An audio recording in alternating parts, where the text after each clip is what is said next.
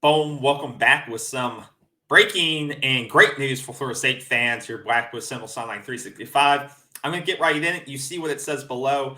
Keon Coleman has announced his decision between Ole Miss and Florida State. And great news for us Florida State fans. He has selected Florida State for his destination. Mike Norvell, one of the Portal Kings, if not the Portal King, has picked up a huge commitment from Keon out of Michigan State.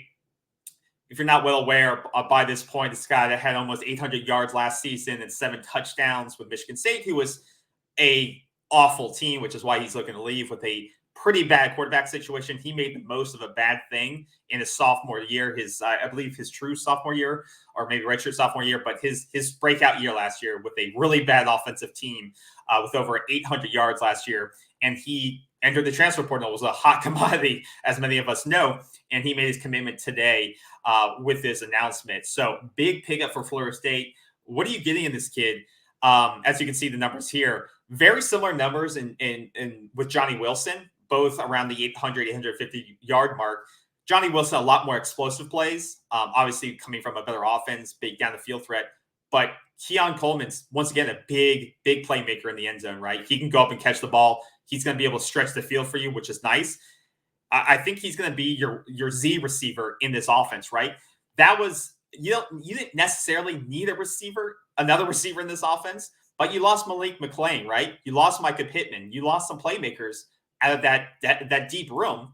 And when you look at the depth chart here, what are you getting in him? I think you're getting that Z receiver, right?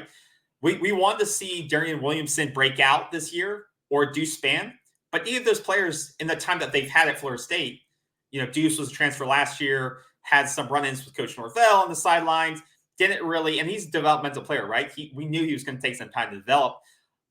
Didn't really show much last year. Darian Williamson's been injured, banged up, hasn't had really broken out either. So those guys were going to have to show something this year, and it was going to be an experiment. Vadarius Jacobs, true freshman, you're going to see him this year. You're going to see some plays for him. But he's a true freshman. Now you are getting a known commodity. Keon Coleman's a guy you've seen and you know who can play. He's going to be able to be matched up at 6'4" next to the Johnny Wilson at 6'7". You will, in my opinion, have probably the most dangerous or potentially dangerous offenses in the ACC in terms of available weapons. You match Keon Coleman with Johnny Wilson and Jaheim Bell and Trey Benson on the field at the same time.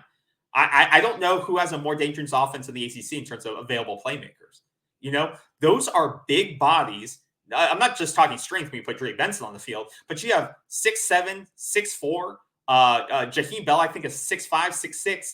And then you have, you're looking at a big body lineup, and these are guys who can play. These aren't just big bodies to have big bodies, right?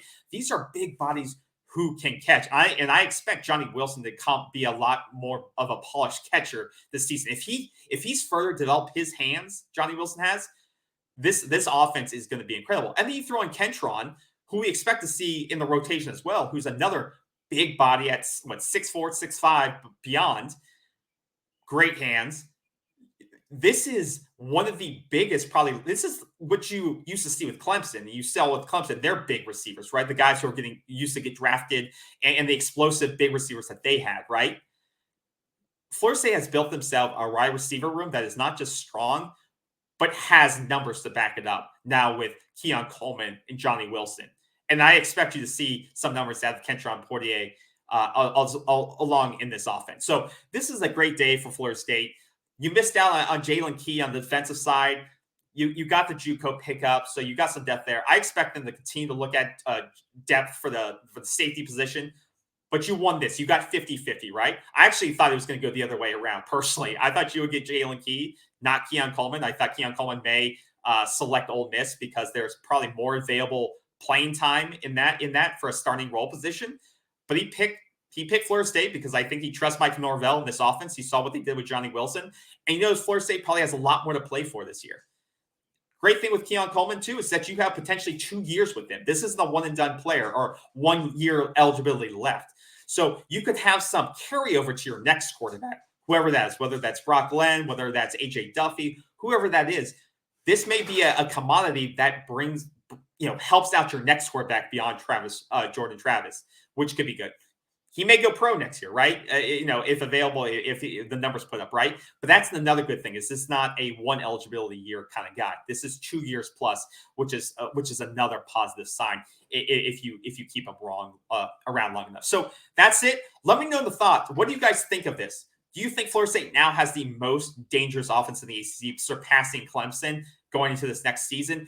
What the numbers do you think Keon Coleman puts up? Do you think he puts up 800 yards along with Johnny Wilson?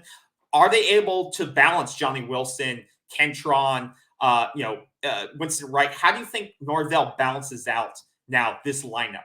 What do you think the number distribution looks like? How many? And that's another episode we'll have this about number of receptions across this group. You have Jaheim Bell, Morlock, Wilson, Kentron, Winston Wright. There's a lot of mouths to feed now in this offense. So how do you think the distribution looks like on the receiving end? And who do you think is going to be maybe the 1,000-yard receiver in this offense? Or do you not believe there will be a 1,000-yard receiver? It'll be properly balanced, sort of like it was last year with Johnny Wilson being the top receiver, but it being very well distributed across the offense. So let us know in the comments below. How do you think this affects the win total? How do you think the ball will be distributed across the offense? And if Florida State is now the most dangerous offense in the ACC. Have a great day. Great day to be a Seminole, and go Florida State football.